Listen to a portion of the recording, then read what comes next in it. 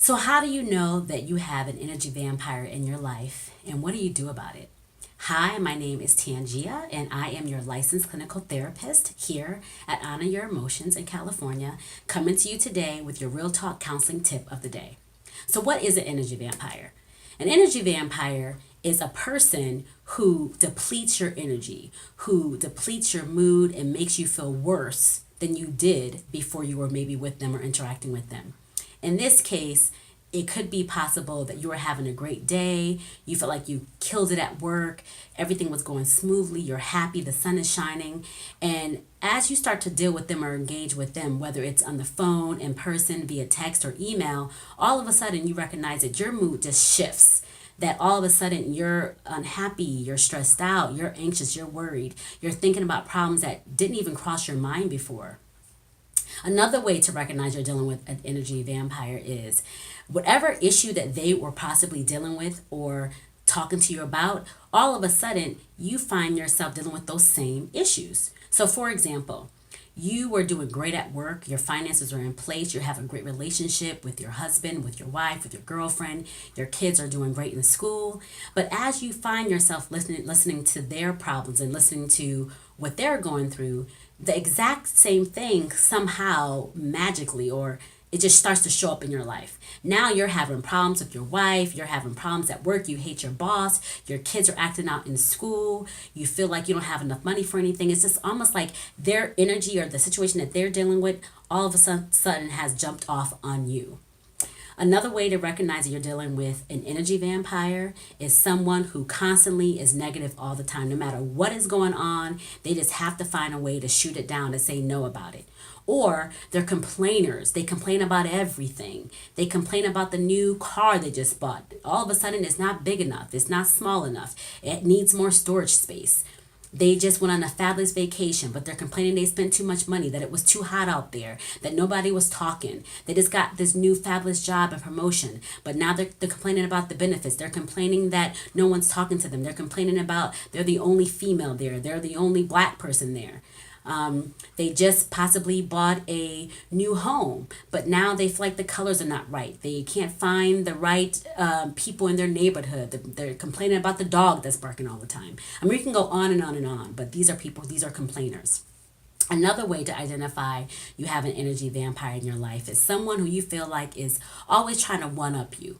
Now, I call these people they're like almost in competition with you, and it may not even be subconscious, but somehow you feel like no matter what's going on, they're always trying to one up you. So for instance, you just bought a new pair of shoes and you're excited about it and you tell them about, and 3 days later they have to come and tell you they bought 10 pairs of shoes. You just went on vacation, a day vacation, maybe somewhere that was an hour, 2 hours away just to relax. And now they come back and they tell you they just booked a 2 week vacation to Tahiti. I mean, it's just always like this kind of competition feeling. And you feel like, what is going on, but you can't really explain it.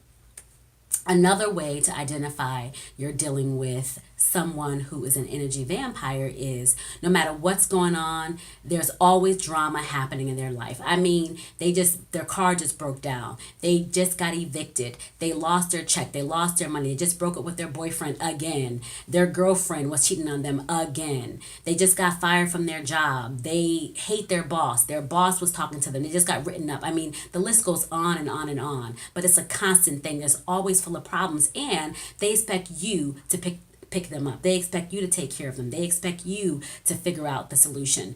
And you find yourself doing it because you care about them. So the fallacy about energy vampires, most people will say you should just get rid of them, let them go, get them out of your life. And that is a solution. But a lot of times, energy vampires are actually people who you care about. They're people who you love. They're friends. They're family members. They're coworkers. And you can have a good time with them at times.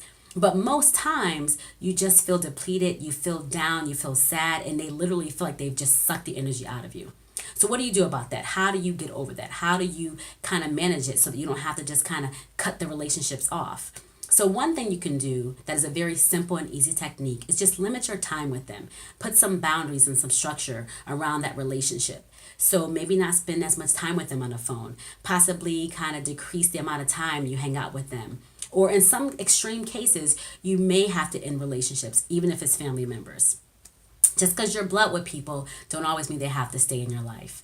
Another way that you can deal with or kind of manage these kind of relationships is just try to change your perspective on them or your perception on what they're going through and have more empathy for them, but still make sure that you are maintaining healthy boundaries for yourself. In this situation, once you do that, what you're actually doing is practicing healthy self-care. So again, self-care is always something that allows yourself to take care of yourself because no one else will do it.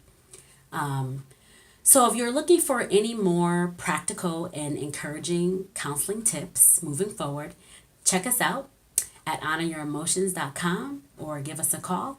We're always available to speak to you via phone or virtual counseling, or you can actually just come to the office. Either way allows to help you out. Thank you and have a great day.